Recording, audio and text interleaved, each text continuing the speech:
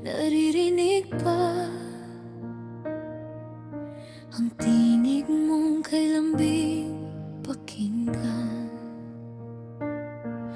Ang ngiti mong nagbibigay ng saya sa tahanang puno ng pagmamahalan.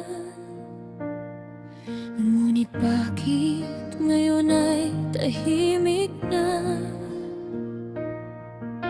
Wala na ang iyong mga yapak, hinahanap ka ng iyong mga anak, habang luhay patuloy na bumabagsak.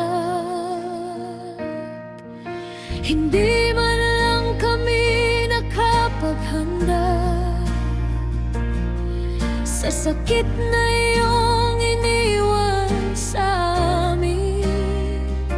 Isang iglap, nagbago ang mundo, at ikaw ay tuluyan ang nawala sa piling namin. Bakit ang bilis ng iyong pamaalam? Iniwan mo kaming luha ang kasama. Ang mga anak mo'y patuloy aatawa. Mama, nasaan ka? Kahit wala nang sasagot, ang asawa mo'y tahimik na umiyak. Hinahanap ang yakap mong kay init. Paano haharapin ang bukas kung ikaw ang tahanang biglang nawala sa amin?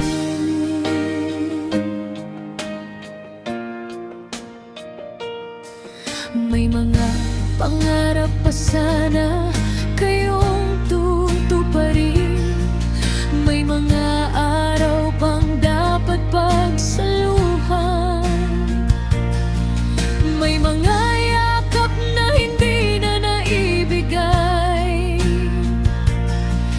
at mga salitang mahal kita na iwan sa bawat sulok ng aming tahanan. Parang naroon pa rin ang iyong alaala, ang iyong ngiti, ang iyong tinig. Ngunit paglingon namin, wala ka na. Sana kahit isang beses lang nakapaghanda kami sa pagkawala mo. Sana nasabi namin ng paulit-ulit kung gaano pa namin kamahal, Mama. Bakit ang bilis ng iyong pamamaalam? Iniwan mo kaming luha ang kasama. Ang mga anak mo'y yakap ang unan, habang hinahanap ka sa bawat umaga. Ang asawa mo'y pilit nagpapakatatag, kahit ang puso niya'y durog na durog, dahil ang babaeng minahal niya ay hindi na niya muling mayayakan.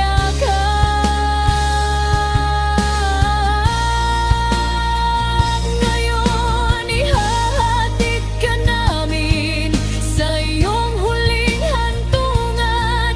Bit-bit ang mga luha at lahat ng masasayang alaala. Hindi ka namin magkakalimutan kahit lumipas pa ang maraming taon. Mananatili kang ina, asawa at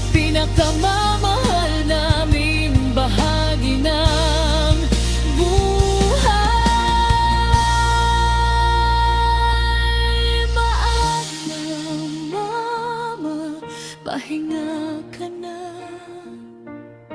Wala nang sakit, wala nang luha. Salamat sa lahat ng pagmamahal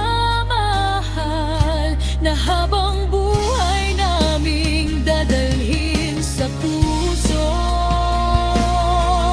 Paalam sa aming pinakamamahal, hindi ito ang wakas ng iyong kwento. Dahil sa bawat tibok ng aming puso, buhay ka pa rin.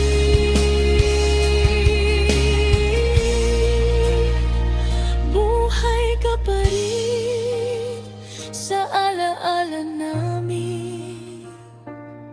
Kung maaari lang sanang ibalik ang oras, hahawakan ka namin ng mahigpit at sasabihin ng buong puso, Mama, mahal na mahal ka namin. Huwag kang mag-alala.